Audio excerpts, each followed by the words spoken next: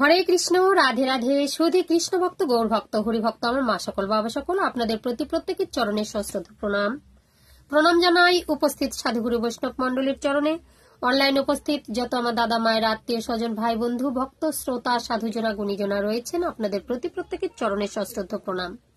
বলুন আপনারা কেমন আছেন? আশা করি প্রাণ গোবিন্দ রাধারানীর কৃপায় সকলেই ভালো আছেন।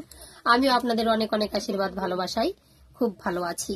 তো আজকে আপনাদের সামনে যে পালা প্রসঙ্গে আমি বর্ণন করব, কোন পাপের ফলে নারীরা অল্প বয়সে বিধবা হয় বা স্বামীকে হারায়।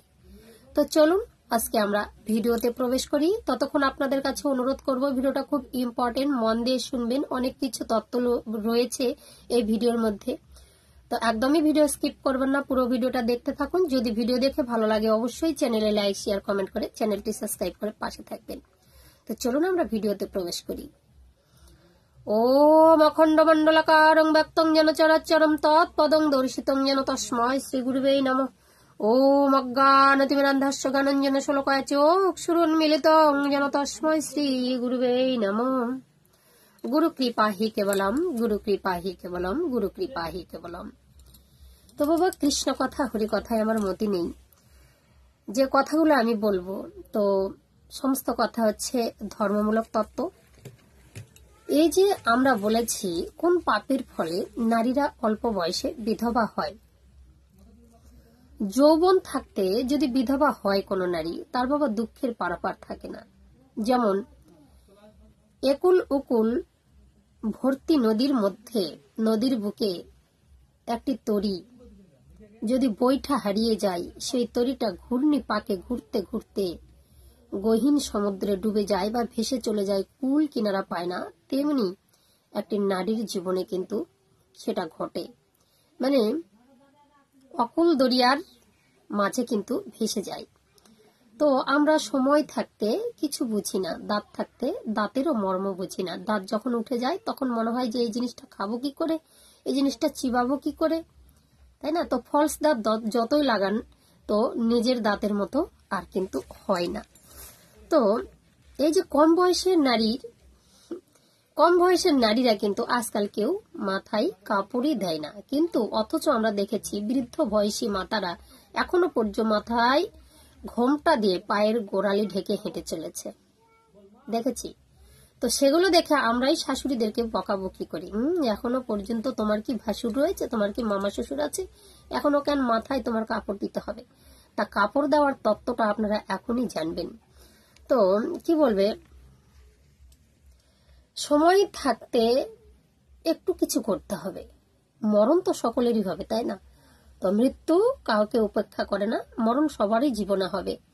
তো একটা সময়ের ব্যাপার আছে, অল্প বয়সে মরা আর বেশি বয়সে সবকিছু করে মরা, সেটা একটা কেমন হয়। তো সামনে আমরা যেমন দেখি বাম্পার, তো বাম্পার দেখলে কি হয়, গাড়িটাকে ব্রেক করতে হয়, তাই না? তো সামনে যদি কোনো জীবজন্তু পড়ে যায়, অ্যাক্সিডেন্টের হাত থেকে রক্ষা পেয়ে যায়। তদ্রূপ নারীদের মস্তকে যদি ঘোমটা থাকে, মাথায় যদি কাপড় থাকে, তাহলে স্বামীর অকালে প্রাণ যাওয়ার হাত থেকে কিছুটা হলেও রক্ষা পাওয়া যায়। তো কি হয়েছে, এই যে তোমার চুড়িদার, নাইটি, নানা রকমের যে সালোয়ার, এগুলোর বাবা আঁচল নেই। আছে ওড়না, নিলে নিলাম, না নিলে না নিলাম। এখন ওড়না ছাড়াও চুড়িদার বিক্রি হয়, এদের আঁচল নেই। যে সন্তান আঁচলের তলায় এসে মুখ লুকিয়ে মায়ের কাছে কাঁদবে, সেই আঁচলটা নেই। তাই তো সমস্ত সন্তান বা কিছু কিছু সন্তান মায়ের আগেই মৃত্যু ঘটে, মায়ের কোলেই শিশুর মৃত্যু হয়। এই কারণে মায়ের আঁচলে মুখ লোকানোর জায়গা নেই, স্বামীর জন্য নারীর অঙ্গ ঢাকা নেই। তো কি হবে, আরো আছে তত্ত্ব, জানুন, দেখুন। তো কি বলবো, হায়রে বিধাতা, এই যে কলিযুগের নারীরা তো মানুষকে দেখাচ্ছে, কি দেখাচ্ছে, হাতা কাটা নাইটি, চুড়িদার, এরকম দেখিয়ে চলেছে। কিন্তু আমাদের চৈতন্য গোরাচাঁদ মহাপ্রভু আমার কি করেছিলেন, সুরধনী গঙ্গায় যখন স্নান করতে গিয়েছিলেন, তখন শরীরটা, মাথায় ঘোমটা দিয়ে সারা শরীরটা, সারা দেহটা ঢেকে গিয়েছিল। বলে কলিযুগের ব্যক্তি, কলিযুগের নরনারীরা, তোমরা একটু শেখো। কি শেখো? আমাকে দেখে শেখো। যদি কৃষ্ণ ভজনে যাও, যদি কৃষ্ণ আসরে থাকো, যখন বয়স্ক ব্যক্তিরা থাকে আশেপাশে, তাদের দেখে অন্তত পক্ষে দেহটাকে ঢাকায়ও। বলে কেন? কারণ তো আছেই। তো এই যে তত্ত্ব বলছে, যত রকমের পুরুষ দেখবেন, আপনি যখন গান কীর্তনে যাবেন, কীর্তন শুনতে যাবেন, আশেপাশে কত রকমের পুরুষরা বসে থাকে, দূরে কাছে, দূর থেকে লক্ষ্য করে ওই মেয়েটা কেমন করে হেঁটে যাচ্ছে, তার পরনে কি আছে, মাথায় কাপড় নেই, চুলটা কেমন করে বাঁধা আছে। নারীর শরীর এমনিতেই পুরুষকে আকর্ষিত করে, তাই না? তো এই যে আশেপাশের মানুষদেরকে, পুরুষদেরকে যদি দেহ দেখানো হয়, তো যখনই আপনি এই যে দেহ দেখাবেন, তো শুধু আপনার সংসারের ক্ষতি নয়, আপনার স্বামীর প্রাণহানি ঘটবে। বলে কি করে? সবাই আমরা কি করি? অবৈধ সম্পর্ক, জানি না, কম বেশি অবৈধ সম্পর্কে সবাই লিপ্ত আছে, কিন্তু কেউ কারো কথা বলে না। কেন এমনটা হয়? এই যে দেহ দেখানা। প্রত্যেকটা পুরুষের মন নারীর প্রতি আকর্ষিত করে, এতে পুরুষের দোষ নেই। কেন?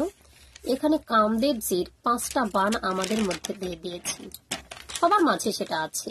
কি কি? 5 পঞ্চবাণ। তো এগুলো কি? সম্মোহন, উৎপাদন, তারপরে স্তম্ভন, শোষণ, তাপন। পুরুষের চোখের মধ্যে এই যে বাণটা প্রত্যেকটা নারীর দেহের মধ্যে গিয়ে চট করে আকর্ষিত করে। একসাথে 5টা বাণ, উড়ে পাওয়া, কি সুন্দর দেখতে, কি সুন্দর লাগছে। তোমার হাঁটনটা দারুণ, পেটটা এক সাইড থেকে বেরিয়ে আছে, বাহ খুব সুন্দর। বগলটা বেরিয়ে আছে, বাহ খুব সুন্দর। বগল দেখা যা, গোপন অঙ্গ দেখা তাই। যখনই আপনাকে এই দৃষ্টি নিক্ষেপ করবে, তখনই এই মদন দেবের 5টি বাণ একটা নারীর প্রতি, নারীর শরীরের প্রতি আকর্ষিত, একসঙ্গে আকর্ষিত করে। আর সেই সময় ওই যে পুরুষের ওই দৃষ্টিভঙ্গি আপনার শরীরের মধ্যে নিক্ষেপ হলো, মানেই আপনি যখন আপনার স্বামীর সঙ্গে ক্রিয়াতে যাবেন বা তাকে স্পর্শ করবেন, তদ্রূপ আপনাকে বলছি সঙ্গে সঙ্গে ওই যে কাম, লালসা ইত্যাদি ইত্যাদি যা কিছু আপনার শরীরে পড়েছে, স্বামীর শরীরের মধ্যে প্রভাব পড়বে। আর স্বামী খুব তাড়াতাড়ি, আপনার স্বামীর আয়ুটা কমতে থাকবে, বা আপনার স্বামীর অল্প বয়সেই মৃত্যু হয়ে যাবে। আয়ু কমে যায়, খুব তাড়াতাড়ি আপনি বিধবা হবেন, এটা 100% লিখে নেবেন। তো এই যুগে বলছে বিধবা হলেই কি না হলেই কি, পরকীয়া তো আছেই। তো নিজের স্বামীকে বাঁচানোর দায়িত্ব আপনার। পরকীয়া আছে, পরকীয়ার স্বাদও আছে, কিন্তু যখন ফুলের যখন মধু থাকে না, ভ্রমরও আসে না। ফুলের যখন মধু থাকে, ভ্রমর আসে ঝাঁকে। ফুলের যখন মধু থাকে, ভ্রমর আসে ঝাঁকে। আপনি যখন এই যে স্বামীকে হারিয়ে দেবেন, তো স্বামীকে হারিয়ে অনেকেই পরকীয়া করছে, তাতে কোনো ক্ষতি নেই, ভাবছে আমি তো ভালোই আছি। কিন্তু যখন আপনার মধুর রস, যৌবন সব শুকিয়ে যাবে, আপনি হবেন ওই জলসা ঘরের ফুলদানির ফুল, বাসি ফুল। কি করে বাসি ফুল কি কেউ ঘরে রাখে? রাস্তার মধ্যে, পথের মধ্যে ফেলে দেয়। ধুলোই গড়াগড়ি খেয়ে, মানুষের পায়ের চাপে তার আর জায়গা থাকে না। নিজের স্বামী যদি থাকতো, ওই নিঃস্বর দেহটা, নিস্তর দেহটা নিয়ে রাত্রেবেলা বালুস ভিজে ভিজে কাঁদবেন। ছেলে বউ কেউ তো দেখবে না, কারণ বাপ কেউ ছাড়ে না। আপনার ক্রিয়াকর্ম আপনাকে শাস্তি দেবেই, এটা কেউ বাঁচাতে পারবে না। বালিশে মুখ লুকিয়ে লুকিয়ে কাঁদবে আর মনে করবে, ওগো তুমি তো ছিলে, তুমি যখন ছিলে আমার এমন অবস্থা হয়নি, তুমি বারবার খেয়াল করতে, আর আমি বারবার তোমার মুখে মুখে তক্ক করে বাড়ি থেকে বেরিয়ে চলে গেছি, আজকে তুমি নাই, দেখো আমার কি অবস্থা। এটা কেউ শুনবে না, কারণ দাঁত থাকতে দাঁতের মর্ম তুমি বোঝোনি, মুখে মুখে উত্তর করেছো, আন কথা কানে নিয়ে বাড়ি থেকে বেরিয়ে চলে গেছে। তো তোমার জীবনে আর কি হবে? কাঁদো এখন পড়ে পড়ে, তখন কি হবে?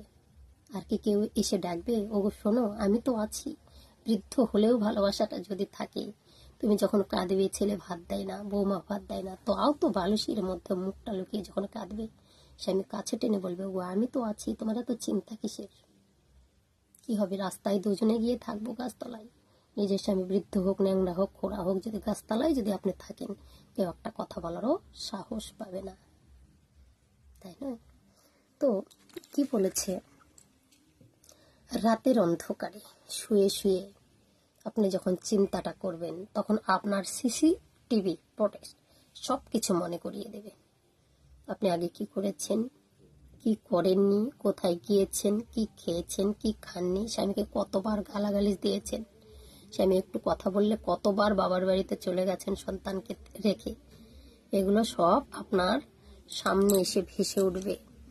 তো কেউ আর কাছে এসে বলবে না তুমি তো আমার, তুমি তো আমারই আছো, আমি তো তোমারই আছি, এত ব্যথা কিসের, এত জ্বালা কিসের, যতদিন আমি আছি ততদিন তোমাকে আগলে রাখবো, একটি লোমও তোমার কেউ খসাতে পারবে না। কিন্তু যার স্বামী থাকে না বাবা, কথায় আছে, লোহার খাড়ুই সধবা সুখী, হাজার ধনে আরই দুঃখী। কথাটা কান খুলে মনে অঙ্কন করে নেবেন। এখন মনে পড়বে না, বর্ষার সাথী বর্ষাবেলায় মনে পড়ে, যখন বৃষ্টি ঝমঝম করে আসে, ছাতা যখন থাকে না, তখন মনে হয় আহারে ছাতা, তুই তো ছিলিস, আমার মস্তকটা বাঁচিয়ে দিয়েছিস। এই হচ্ছে কথা বাবা। এই জন্যই নারীদের স্বামী আগে পতন ঘটে। ভেজা চুল এলো চুলে সিঁদুর পরিয়ে নিলেন, লম্বা চুল ছেড়ে দিয়েছেন, ছাড়া চুলে সিঁদুর পরে নিলেন। সারা চুলে কখন সিঁদুর পড়ে, যখন স্বামী গত হয়ে যায়, ওই যে বাম পায়ের আঙ্গুলটা দিয়ে আপনার সিঁদুরটা তুলে নেবে, যতগুলো সিঁদুর আপনি পরেছিলেন, তখন চুলটা ছেড়ে দিতে হয়। সাদা পোশাকটা যখন পরবেন, আপনার ইহজগতের যত সুখ শান্তি রং বেরং সব স্বামীর সঙ্গে চলে যায়। স্বামী চলে গেলেও পরকিয়া করবেন, পরে যে আপনার কি হবে, এই জগতে তো হবেই, কেউ সমাজ ছাড়বে না। চালা বিধবা হয়েছে তাও এরকম, আগে তো ছিলই, ধরো মারো বের করে দাও, সমাজ তো তাড়াবেই। কিন্তু শেষ বিচারের হাইকোর্টে তার উকিল মিলবে না। ওখানে গেলে যমরাজার খাতায় সব কিছু লেখা আছে, চিত্রগুপ্ত লিখে লিখে রেখেছে, তোমার সব ক্রিয়াকর্মের জবাব তোমায় দিতেই হবে, যতই তুমি চাও আমি এড়িয়ে যাব, একদম কিচ্ছু করতে পারবে না। এই হচ্ছে টপিক, যে আমাদের নিজের কর্মের দোষে নিজের স্বামীকে আমরা অকালে হারিয়ে ফেলি। স্বামী বড় ধন, স্বামী বটবৃক্ষ, যার ছায়ায় আমরা বেঁচে আছি। খেয়ে না খাইয়ে সবসময় কাঁদি, যা কিছু করি, তবুও ছেলে যদি বকে ওর হৃদয়ে আঘাত করে, কেন এমন করে তোর মাকে বলছিস, আমি তো এখনো বেঁচে আছি, আমি তো এখনো মরিনি, আমি মরে গেলে কি হবে, বলে কিনা? পই পই করে মনের মধ্যে লিখে নেবেন। কথাগুলো কি ভালো লাগলো? যদি ভালো লাগে অবশ্যই কমেন্ট করে আমাকে জানাবেন। হরে কৃষ্ণ, রাধে রাধে। সবাই সুস্থ থাকুন, ভালো থাকুন, সুখে থাকুন, এটাই বলবো। পরের ভিডিওতে আবারও আপনাদের সঙ্গে দেখা হবে। হরে কৃষ্ণ।